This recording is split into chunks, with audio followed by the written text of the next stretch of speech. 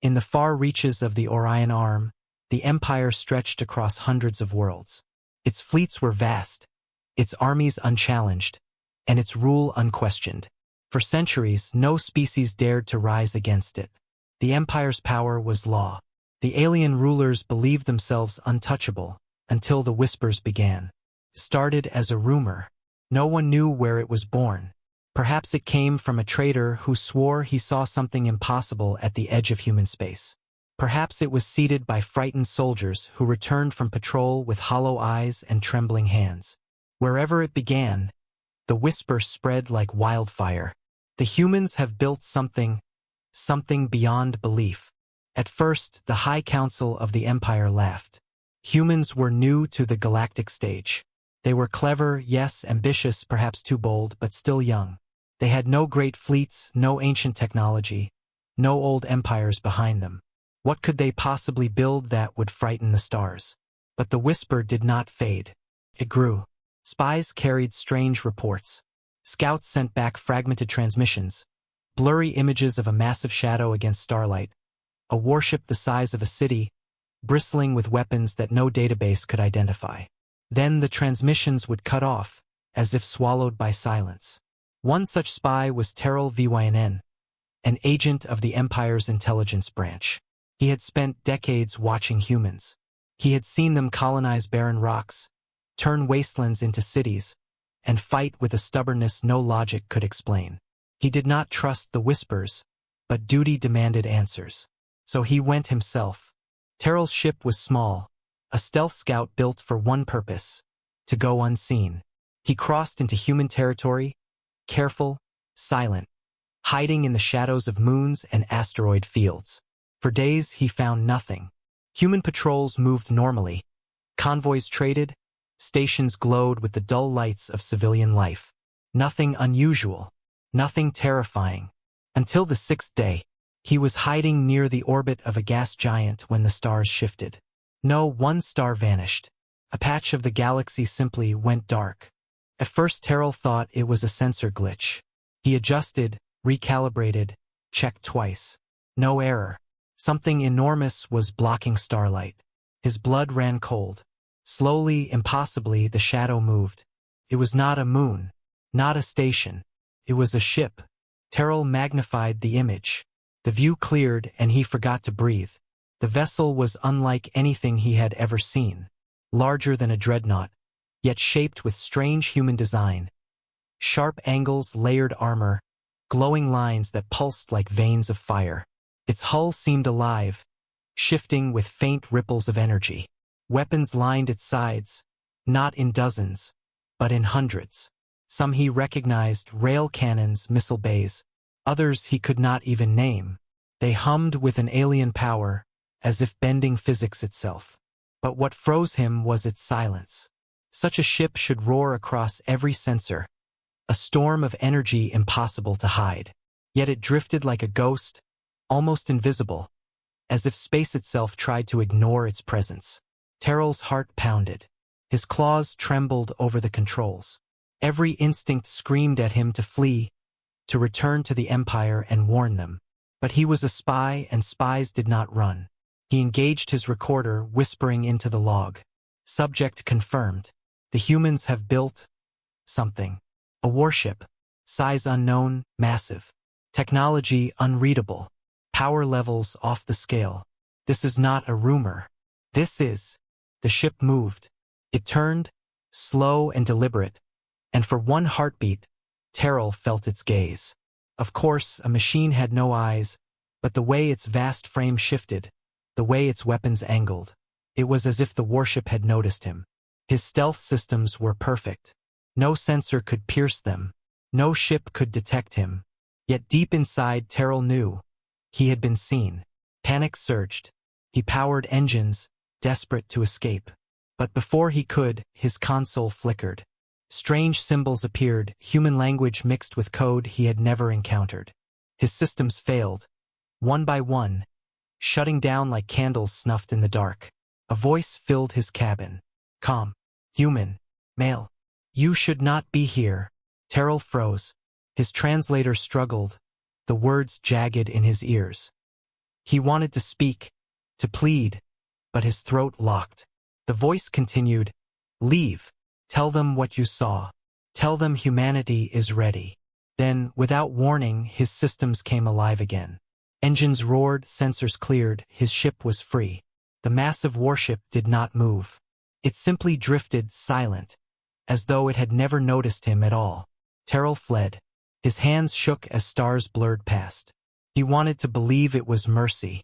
He wanted to believe he was allowed to live by chance. But deep down, he knew the truth. The humans wanted him to escape. They wanted the Empire to know. By the time he returned to the High Council, the whisper was no longer a rumor. It was a storm. Fleets reported entire patrols gone missing near human space. Merchants vanished. Border stations destroyed without a trace of battle. And always, always the shadow of the warship. In the Grand Hall, beneath the glowing banners of the Empire, Terrell Vuenen delivered his report. His voice shook as he spoke the words that no one wanted to hear. The Empire's worst fear is real. Humanity has built a warship beyond belief. And they are not hiding it. They are daring us to come. A heavy silence filled the chamber. Generals shifted uncomfortably. Counselors whispered.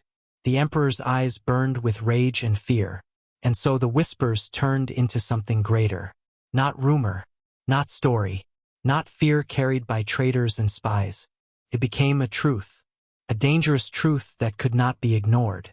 The humans had built something impossible. And the galaxy would never be the same again. The council chamber was heavy with silence after Terrell Vuenen's report.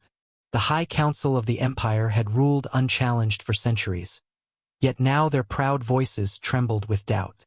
One counselor finally spoke, his voice sharp with anger, as if anger could hide fear. Lies, tricks. Humans cannot build such a ship. They lack the knowledge. They lack the age. Another counselor shook her head. We have seen fleets vanish. We have seen stations reduced to dust. These are not lies. Something is out there. Something human. At the center of the chamber, the Emperor himself sat on a raised throne of dark stone. His eyes, cold and ancient, locked on Terrell. "You saw this with your own eyes?" he demanded. Terrell bowed low, his claws scraping the floor. "Yes, my Emperor. The ship is real. It spoke to me."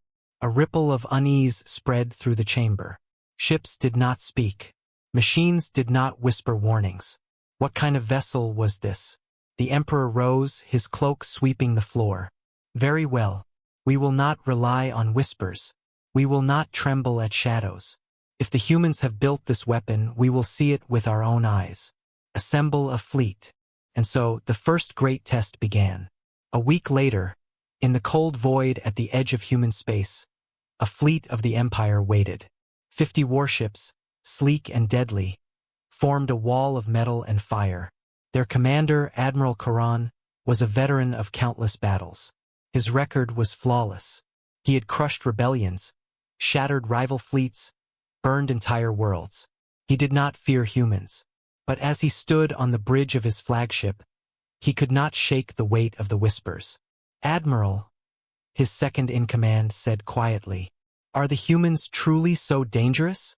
Karan snorted, forcing a smile. "Dangerous? Perhaps. But no single ship, no matter how large, can stand against 50 of the Empire's finest. If the humans dare to face us, they will learn what true war means." The fleet waited in silence. Hours passed. Nothing. Only stars and the cold breath of space. Then the sensors screamed. A distortion appeared at the edge of the system. It was not a ship jumping in. It was as if reality itself bent, like water rippling around a stone. The distortion grew, darker and darker, until finally, it appeared. The human warship. It emerged without sound, without fanfare, as though it had always been there. Its vast hull glowed faintly with blue lines of power. Its size dwarfed even the largest battleships of the fleet. And yet it moved with the grace of a predator, slow and confident. Gasps filled the bridge. Some officers stepped back, as if the ship could see them through the screen. Admiral Karan's jaw tightened. "So it is true," he whispered. Then louder, "All ships, battle formation. Target the human vessel. Prepare to fire." The fleet obeyed. Dozens of ships shifted, weapons locking on the massive warship. Energy cannons charged. Missile bays opened. The sky lit with deadly light. "Fire!" Charon roared. The void erupted. A storm of plasma, torpedoes, and beams surged toward the human ship. The firepower could have destroyed a moon. And yet, it did nothing. The blast struck an invisible barrier that shimmered faintly, then vanished. The warship did not flinch. It did not dodge. It did not return fire. It simply drifted forward, unstoppable. Charon's officers paled. "Admiral, the shields, our weapons cannot pierce them." "Impossible," Charon snapped, but his own eyes betrayed him. The ship was untouched. Then, for the first time, the warship moved. Its weapons powered on. Hundreds of glowing points lit along its sides like a constellation coming alive. "Brace for return fire," someone shouted. But the warship did not unleash a storm. It fired only once. A single beam of white light lanced across the void. Silent, precise. It struck one of the Empire's destroyers. The ship did not explode. It simply vanished. Gone in an instant, erased as if it had never existed. The fleet froze. Officers stared, stunned. 50 ships against one, and in a heartbeat they were 49. Fear spread like a disease. What kind of weapon was that? It erased them. "We cannot fight this." Admiral Charon gritted his teeth. "Hold the line. Continue firing. We are the Empire. We do not run." The fleet unleashed another barrage, desperate, furious. But again, the human ship ignored it, drifting forward like a god among insects. Another white beam fired, another ship erased. Then another, and another. Within minutes, the proud fleet of 50 was reduced to panic. Crews begged for retreat. Captains screamed across comms. Some ships broke formation, fleeing into hyperspace. Others surrendered before a word was even spoken. On the bridge of the flagship, Charon's hands shook. For the first time in his long career, he felt true fear. This was not a battle. This was execution. Then, a voice filled the comms. Calm. Human. The same voice Terrell had heard. "You cannot stop what is coming. Go. Tell your Empire. Humanity will not be ruled. Humanity will not bow. Leave." And just like that, the warship ceased fire. It drifted back into the distortion, fading into darkness, until only stars remained. The battle was over, but no one called it a victory. Admiral Charon collapsed into his chair, staring at the void where the ship had vanished. His officers waited, trembling, broken. Finally, in a hollow voice, he gave the only order left. "Transmit everything to the Council. The humans, they have built a god of war." Across the galaxy, news spread faster than light. The whispers were no longer whispers. They were screams. The humans had shown their warship. And the Empire, for the first time in centuries, had tasted fear. Far away from the panic of the Empire, in the quiet darkness of human space, the warship rested. Its name was whispered only among select circles of Earth's leadership, Aegis Eternal. To most of humanity, it did not exist. Even soldiers who guarded its docks were told it was a classified research station. But for those who had built it, those who had given years of blood, mind, and sacrifice, the Aegis Eternal was more than a ship. It was survival, for humanity had not forgotten. The Empire had once come to Earth as conquerors. They demanded tribute, technology, and loyalty. They called humans young, weak, unworthy of standing as equals. They treated Earth as a tool, a resource, another jewel in their endless crown. But humans resisted, quietly at first, then loudly, then with fire and steel. They bled, they suffered, but they never stopped fighting. And in those long years of struggle, one truth became clear. Humanity could not survive with fleets alone. They needed something the galaxy had never seen. So, in the shadow of secrecy, the greatest human minds came together. Engineers, scientists, tacticians, every discipline united. They worked not for glory, but for survival. The project was hidden in the asteroid belts of Sol, deep within hollowed rock, where no alien eye could see. It took 3 generations to complete, and the result was the Aegis Eternal. On its vast bridge, Captain Alara Vance stood at the center. Her uniform was plain, black with no insignia, for this mission was too secret for ranks or medals. She was not chosen for politics. She was chosen because she understood humanity's nature. Bold, relentless, unwilling to kneel. Around her, officers worked in silence, their eyes reflecting the glow of strange instruments. The ship was alive with quiet power, its systems humming not with noise but with precision. "Status report," Alara said. "All systems green, Captain," replied Commander Ishan Malik, her second in command. "Energy reserves full. Weapon arrays charged. Stealth fields stable." Alara nodded. Her gaze shifted to the forward viewport, where a barren world hung in the void. A dead rock chosen for one reason. It was guarded by an Empire defense grid. Not a weak one, a strong one, meant to protect supply lines. Orbital platforms, automated cannons, drone fleets, all the weapons of an empire arranged around one useless planet. Today, that world was the target. Not to conquer, not to claim, but to test. Alara spoke calmly. "Begin the trial." The crew obeyed. Silent commands flowed across the bridge. The Aegis Eternal stirred, its hull shifting as if waking from sleep. The first test, stealth. The warship drifted forward, cloaked in fields that bent light, sound, and even gravity. Alien sensors were powerful, but the ship slid through them like smoke through fingers. Orbiting drones swept their scanners across the void and found nothing. Platforms sent out signals and heard only silence. The Aegis Eternal passed unseen. On the bridge, Malik smiled faintly. "We could fly straight into their homeworld and they would never know." Alara's eyes stayed cold. "Not yet. Continue." The second test, disruption. The ship's core pulsed, and invisible waves rippled outward. One by one, the orbiting drones flickered. Their engines stuttered. Their weapons froze. Within minutes, the entire drone fleet hung dead in space, powerless, like insects caught in ice. The defense grid's central AI screamed alarms, but no enemy appeared on its sensors.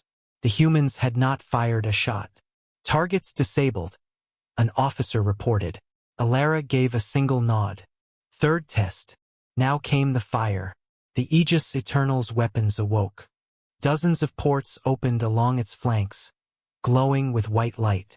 Not missiles, not plasma, something new. The first shot erupted. A beam of pure energy tore across the void, striking an orbital platform. It did not explode. It did not burn.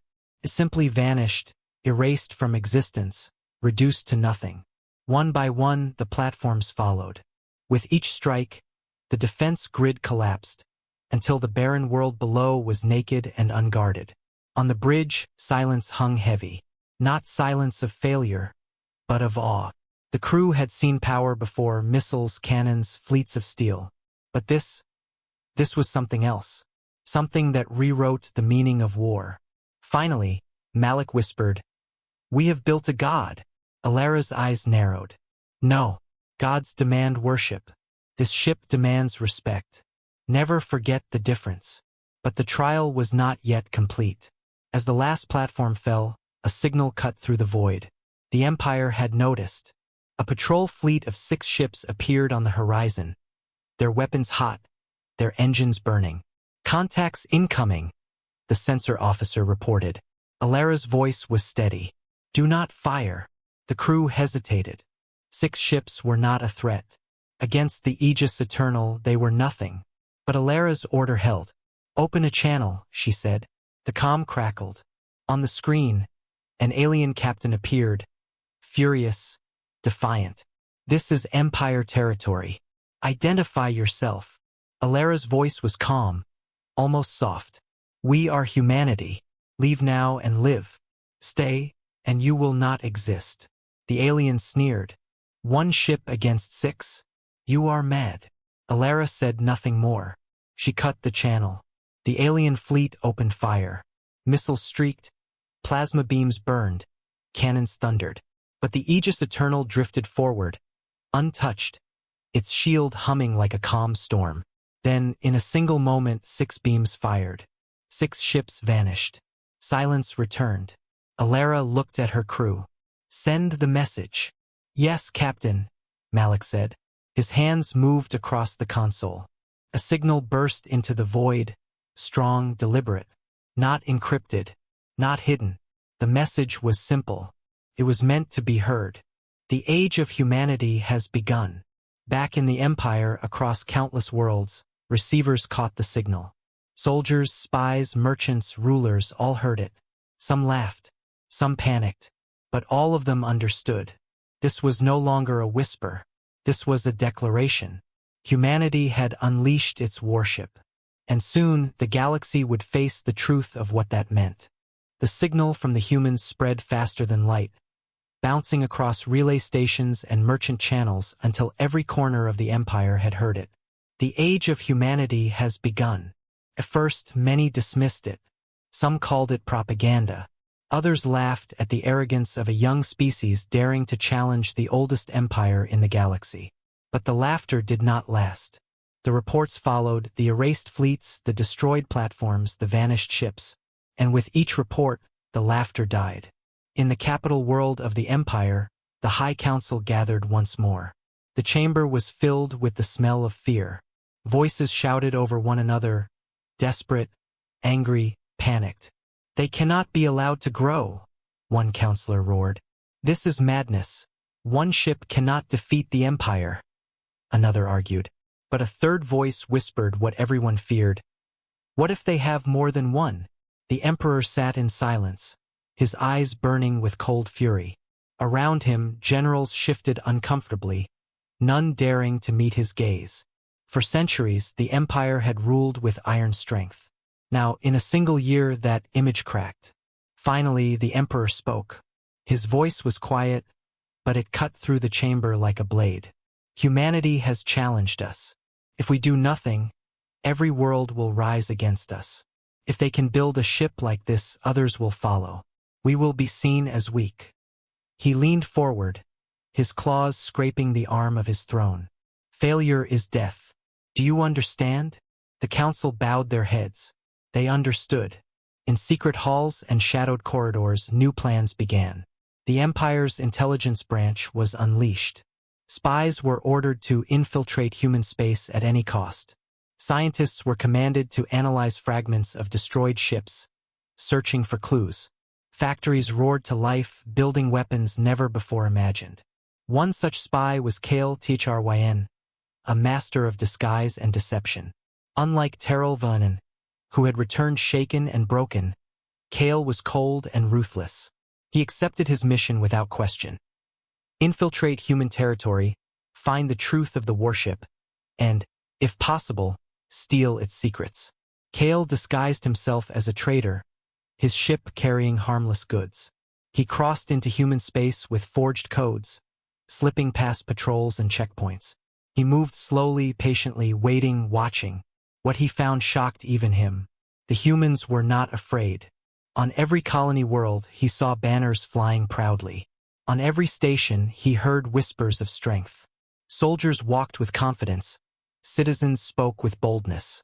The message of the warship had spread among humans, too, and instead of fear, it had filled them with fire. "This is only the beginning," he overheard one miner saying. "If one ship can do this, imagine 10. Imagine 100, another replied, smiling. Kale clenched his jaw. If the humans truly built a fleet of these monsters, the Empire would fall. Meanwhile, in the capital, the council grew desperate. Fleets were ordered to gather on the human border. Worlds were fortified. Taxes were raised to fund new weapons. But none of it stopped the panic.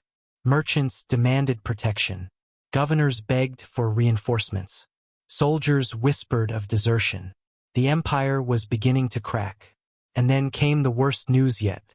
A patrol near the frontier had captured something. A wreck. Not of a human ship, but of a probe, one of humanity's smaller machines. Its design was strange, sleek, far beyond the Empire's own. And inside its memory core was a fragment of data. The scientists worked day and night to decode it. When they succeeded, what they found shook the Council to its core. The fragment was not a weapon design, not a battle plan, not even a secret. It was a recording, a voice, calm, human, deliberate. This is not our greatest weapon. This is only the first. The chamber fell into chaos. Some shouted it was a trick, a lie. Others trembled, certain it was true. If the Aegis Eternal was only the first, then humanity's strength was beyond measure. The Emperor rose again, slamming his claws against the throne. Silence! Enough of fear. Enough of weakness. If the humans wish to play with gods, we will remind them we are devils. Gather every fleet. Call every commander. If one ship threatens us, we will burn their worlds until they kneel. His words echoed like thunder. But in the shadows, the whispers continued. Generals exchanged uneasy glances. Admirals muttered behind closed doors. Even as they obeyed, doubt gnawed at their hearts. Because deep down they remembered. 50 ships had once stood against the human warship. 50 ships had died like insects. What hope would even 1,000 fleets have if humanity truly had more than one? Kale Thryn, still hidden among the humans, sent his reports back to the Empire. He spoke of colonies buzzing with confidence, of fleets training harder than ever, of leaders who walked not with fear but with pride. But his final report carried the most terrifying line of all. The humans are not afraid of war. They are preparing for it. And so, across the galaxy the storm gathered. The Empire armed itself with fury. Humanity sharpened itself with resolve. Two civilizations stood on the edge of a war that would change the stars forever. And in the silence of space, the Aegis Eternal drifted like a shadow, watching, waiting, its true power still hidden from all. The galaxy whispered of fear, but the humans whispered of something else. Hope. The border between the Empire and human space was no longer quiet. Where once patrols drifted lazily and merchants traveled freely, now entire armadas gathered. The Empire had called every fleet from the farthest stars. Thousands of ships formed in a single place. Battlecruisers, dreadnoughts, carriers, destroyers, swarms of fighters. The largest force the galaxy had ever seen.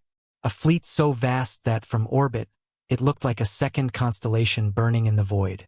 At the center of this storm stood the flagship Imperator Rex, a vessel the size of a city, bristling with weapons. On its bridge, Admiral Zoran knelt before the Emperor's projection. "You will not fail," the Emperor commanded, his voice heavy with iron. "The humans must be crushed. Their warship must burn. If it lives, the Empire dies. Do you understand?" "I do, my Emperor," Zoran answered, though in his heart he wondered if even this fleet was enough. The projection vanished. Orders spread. Weapons charged. Engines roared. The final stand was ready. In human space, alarms rang. Satellites detected the vast fleet moving. Colonies prepared for evacuation. Fleets scrambled, but they were small compared to the Empire's endless armada. Humanity could not meet them ship for ship. They had only one answer: the Aegis Eternal.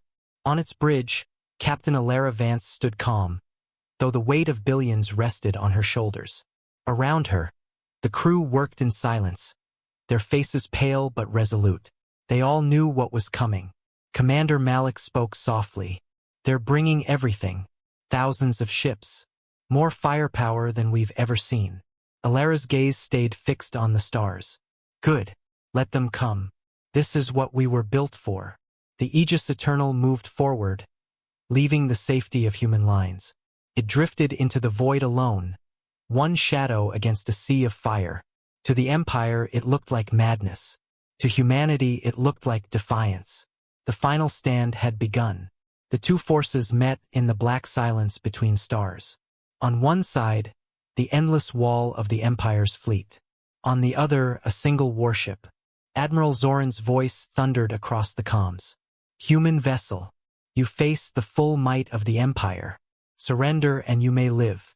Resist, and you will be erased." Alara's reply was calm, steady. We are humanity. We do not surrender. And then the stars ignited.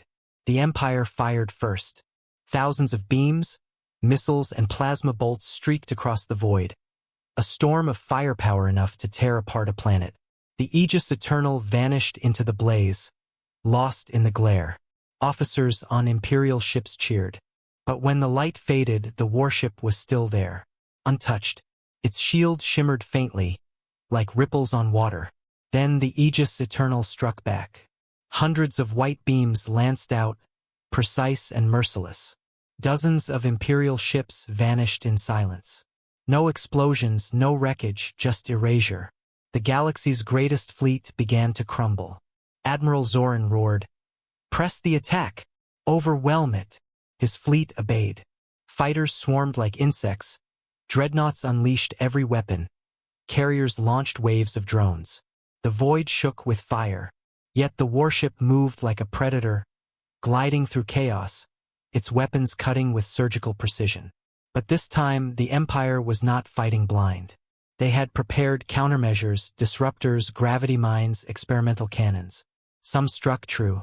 For the first time, the Aegis Eternal's shields flickered. For the first time, the crew felt the ship tremble. Malik gritted his teeth. "Captain, shields at 60%. We can't hold against all of them." Alara's voice was steel. "Then it's time."